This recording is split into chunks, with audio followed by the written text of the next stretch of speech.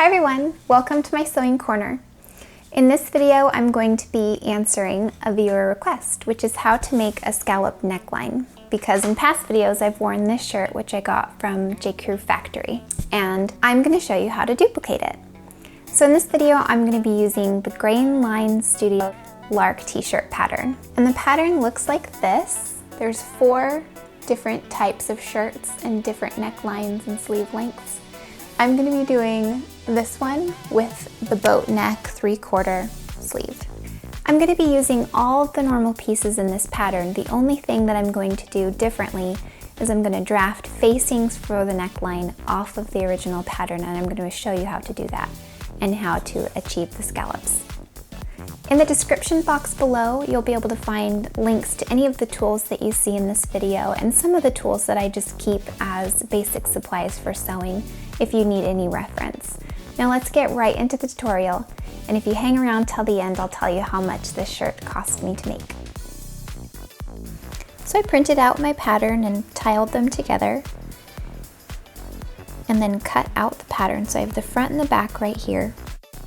And you're going to put a piece of paper underneath of them, but I'm just going to show you the pattern pieces in place.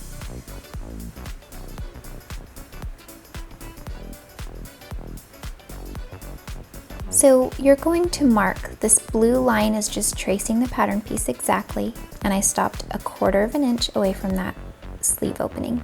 Then I traced a 2-inch line away from the curve, and that's the orange line. And then I marked 2 dotted lines, one at 1/4 inch, which is the seam allowance, and one at 3/4 inch. That would make a 1/2 inch difference between the bottom and the top of the scallop. And I also did 1/4 inch at the shoulder seams. So from that marking, I measured the curved line, and then I divided it by how many scallops I wanted to be there. And so you're just going to mark out the spacings, and those points are the bottom of the scallop, and then you're just going to draw in lines connecting those dots up to the 1/4 inch seam allowance. Make sure that the shoulder seams are the bottom of the scallop and they'll touch each other to where it just looks continuous around the neckline. And then I just cut out my fabric how I would have the front and the back of the shirt on the fold, and those are my facing pieces. Now we're ready to begin the construction of the shirt. So I'm just going to put the back and the front of the shirt together, matching the shoulder seams, having the fabric facing each other right sides. I just ran a couple test runs of my stitches.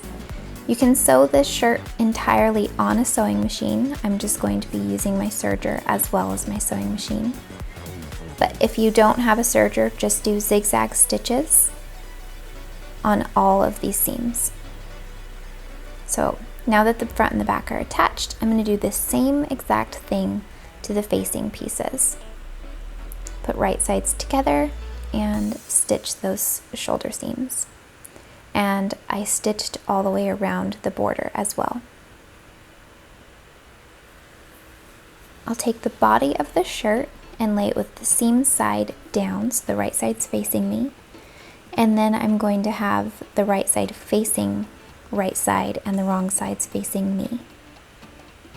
And then I'm just going to pin it into place, matching up the shoulder seams. Now to mark the scallops, I just punched holes along those curved lines that I made. That way I could take my chalk and lay it into place, and then I just rub the chalk over all those dots, and it gives me a guiding line around the neckline. So now you just stitch with a slightly stretchy stitch around the entire neckline. Now you can see that on one side I've trimmed the scallops seam allowance to follow the curve, and then I clipped in between each one, nearly down to the stitching but stopping just a bit before.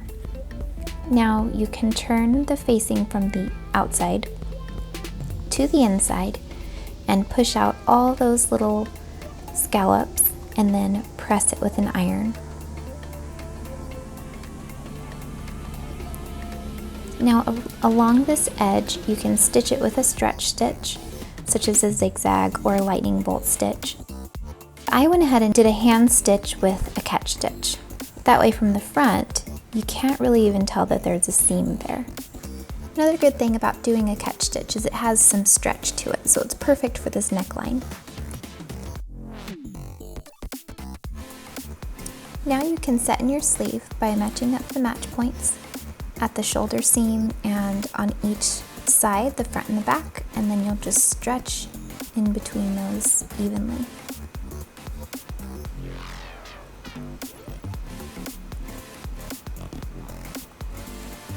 And then you can sew both of the sleeves into place and fold the shirt in half.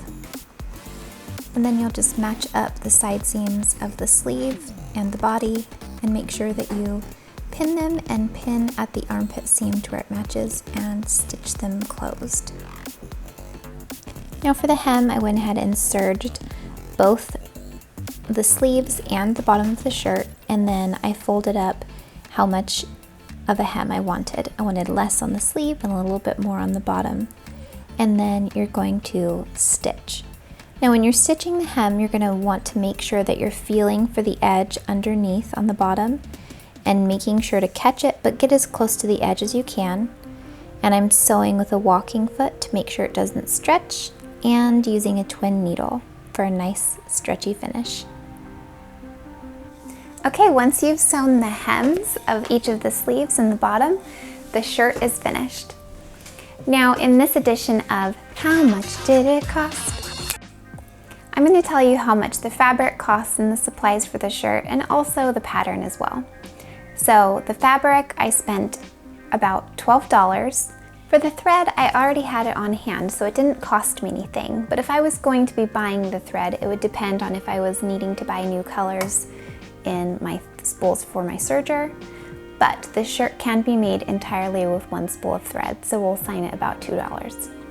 And then the pattern can cost either $16 or $18 depending on if you get the paper or the PDF. So in all, with the fabric of $12, thread saying $2, and the pattern being $16, the shirt cost me about $30. And to the viewer who requested this, I hope that you enjoyed it. Thank you so much for taking the time to send a request to me. I hope that you really like this tutorial. You can let me know down below by giving me a thumbs up, sending me a comment. If you haven't subscribed already, you can do so and click the bell, and you'll be notified anytime that I post a video. Until next time, go get creative and make a shirt that you love. Bye.